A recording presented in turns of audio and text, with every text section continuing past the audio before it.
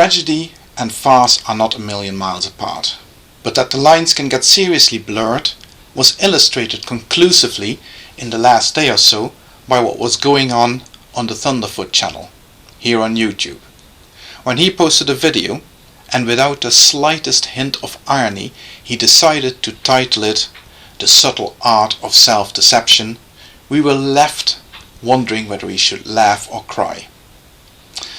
But Thunderfoot is somebody who does seem to know what he's doing. His earlier videos bear witness to that. In his earlier videos, he clearly illustrates that he knows how to use the medium of a YouTube video to its full effect. And I therefore think that those people who are going about lecturing those of us who are criticizing Thunderfoot, lecturing us and trying to educate us and trying to explain to us what the man is trying to say, are actually doing their own hero a great disservice. They seem to think that he is unable to express what he wants to express clearly in his own videos, and that would be an insult to the man, to be perfectly honest.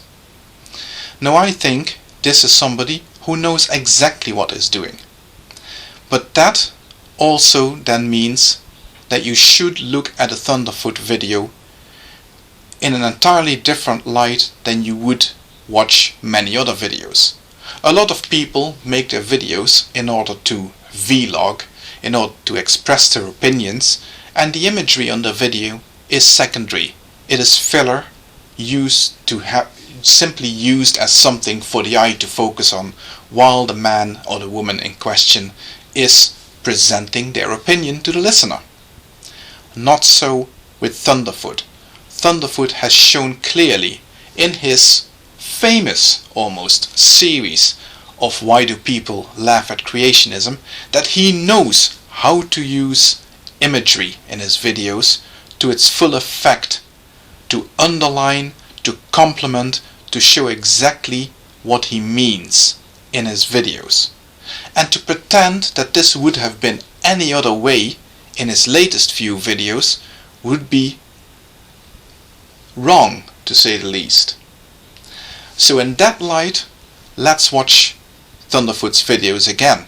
So to all of those who insist that we should literally take what Thunderfoot says, I would say go back to his videos and watch them again, and this time don't just listen to the words, don't just listen to the sentences flowing out of your loudspeaker, but also look at the imagery.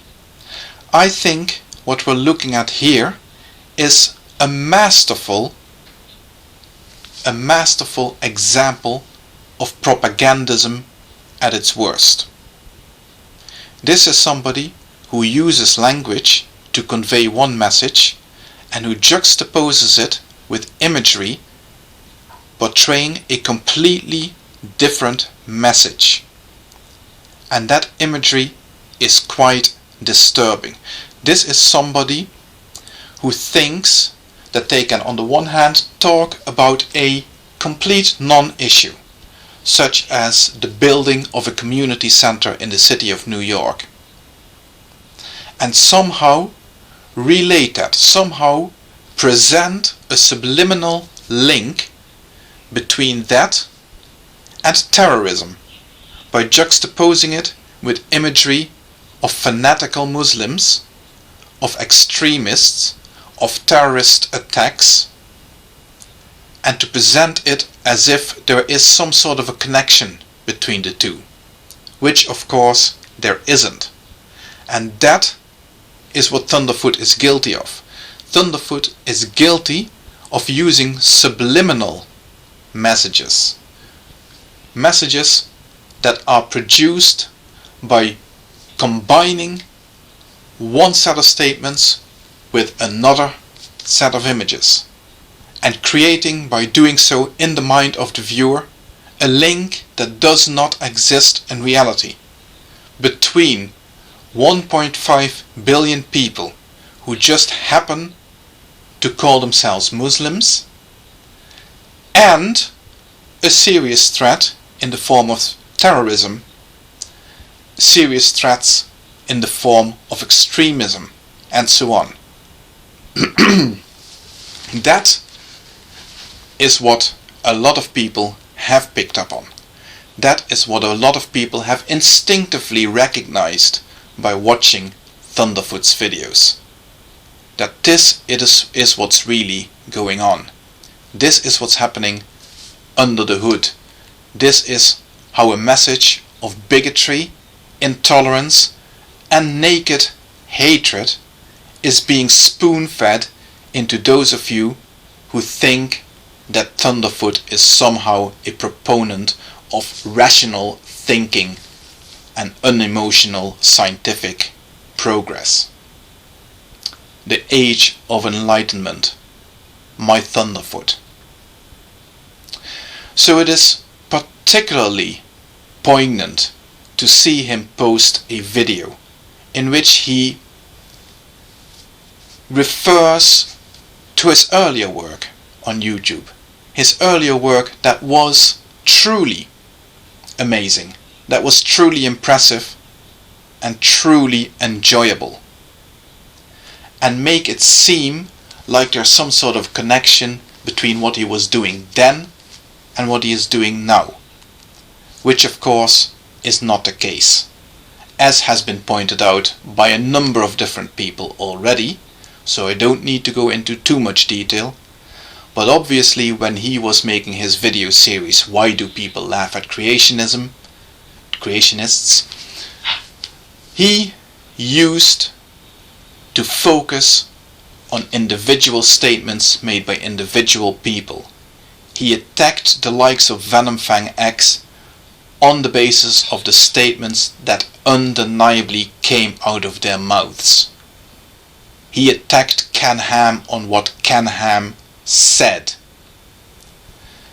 And now he is somehow conflating the ideology of one fundamentalist and extremist subgroup of the Muslim community, and he's not making the slightest effort of distancing that ideology from the other 1.5 billion Muslims, even though it should be obvious to anybody with half a brain that if you take a group of 1.5 billion people, any group of 1.5 billion people, the overwhelming majority of those people would be ordinary, decent folk who would want to do nothing other than simply live in peace and unmolested.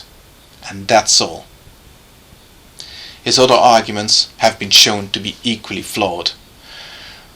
But in the end, I can only wonder, Thunderfoot, why did you feel the need? Why did you see fit to refer to this past glory in your latest video and make an issue out of it? What are you asking of us? Gratitude?